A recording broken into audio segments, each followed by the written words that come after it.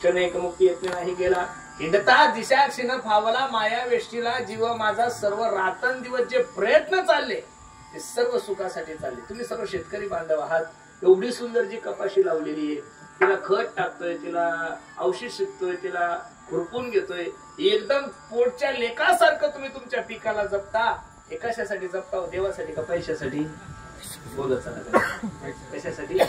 पैशासाठी। रात्रंदिवस तुम्ही कष्ट करता, पावसाचा विचार करत नाही, थंडीचा विचार करत नाही, कशाचा रात्रंदिवस राब राब राब राब पाहिल्यासारख्या शेतामध्ये राबता।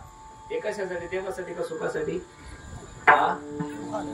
जाऊ द्या। एवढ्या लांबून धावपळ करून मी सकाळी हिंगोलीला होतो, हिंगोलीचा प्रवास करून मी दिवसभर प्रवास करून तुमच्याकडे आलो। देवासाठी का सुखासाठी? सुखासाठी। हे असं कळलं?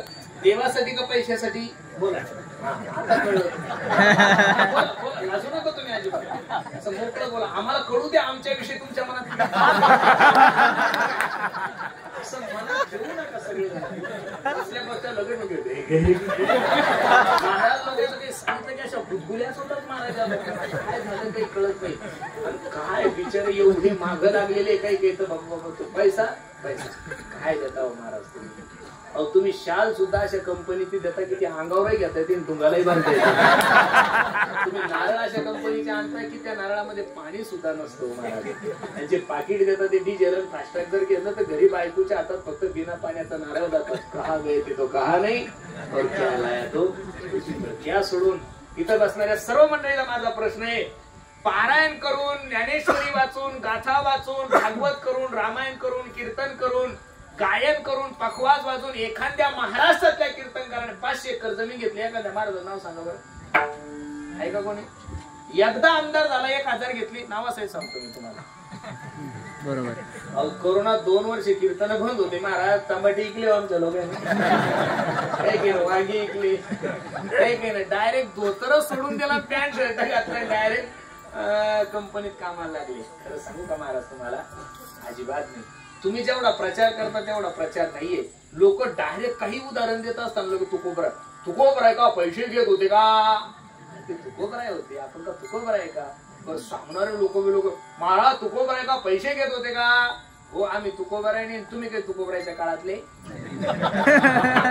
तुम्ही शहाणपणा सांगायचा नाही। तुकोबराय पैसे घेत होते, तुकोबरायच्या काळात लोक बी चांगले होते, आता लोक किती।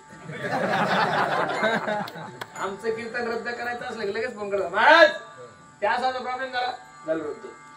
आपल्या जीवनात जर काही अडचण आली, आपण म्हणलं थोडी अडचण महाराज तू म्हणजे डायरेक्ट कीर्तनाची तारीख घेतली म्हणजे त्याला असं वाटतं की 7-12 महाराजांच्या नावावर लिहून द्यायला। लोक खरं सांगू का महाराज, हे लोक आहे महाराज, यांना ज्ञानोबरायची झाले, यांना तुकोबाईची झाले, हे कोणाचेच झालेले। म्हणून मी तर प्रत्येक कीर्तनकार, गायक, वादक महाराज मंडळी नेहमी सांगतो, जमाने के लिए हम एक बार है लेकिन जमाना हमारे लिए 1000 बार है। विठाला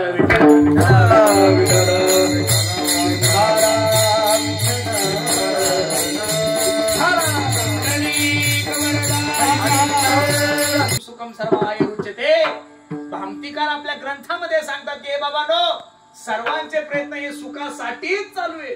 सुखासाठी कोणी प्रयत्न करत नाहीये, प्रयत्न चालू सुखासाठी आहे। फक्त ज्या मार्गाचं अनुकरण केलं तो मार्ग दुःखाचा आहे। कशाचा आहे?